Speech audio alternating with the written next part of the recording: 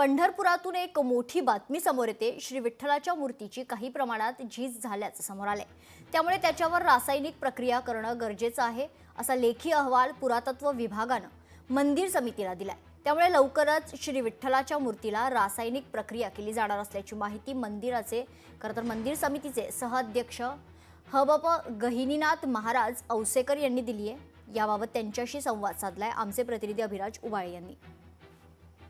आज श्री विठ्ठल रुक्मिणी मंदिर समितीची मीटिंग झालेली आहे आणि या मीटिंग मध्ये काही महत्त्वपूर्ण निर्णय घेतलेले आहेत आणि याच्या माहिती देण्यासाठी आपल्या सोबत समितीचे सहअध्यक्ष हबप गहिनीनाथ महाराज औसेकर आहेत।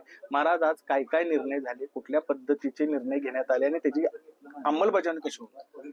जतन व संवर्धनच्या कामाच्या निमित्ताने श्री विठ्ठलाचा गाभारा व माता रुक्मिणीचा गाभारा चे काम 70% परिपूर्ण झालेले आहे।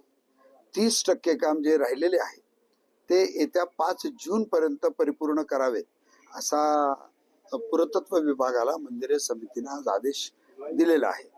टोकन दर्शनाची चाचणी सुरुवातीला होईल व कशा पद्धतीत टोकन दर्शन आपल्याला कार्यान्वित करावं यासाठी आज खूप साधक बाधक डेमो घेऊन आज त्याची चर्चा करण्यात आली आणि मंदिरे समितीला आज मूर्तीची झीज झालेली आहे असं पुरातत्व विभागाच्या वतीनं जे पत्र आलेलं आहे, आज त्या पत्रावर चर्चा झालेली आहे। त्याच्या अधिकाऱ्याला आम्ही चैत्रवारी झाल्यानंतर आम्ही बोलवून घेऊ आणि बोलवून घेऊन त्या पूर्ण मूर्तीची पाहणी करून काही प्रमुख लोकांना बोलून त्याचे पुढील निर्णय करणार आहे। अभिराज उबाळे, लोकशाही मराठी, पंढरपूर।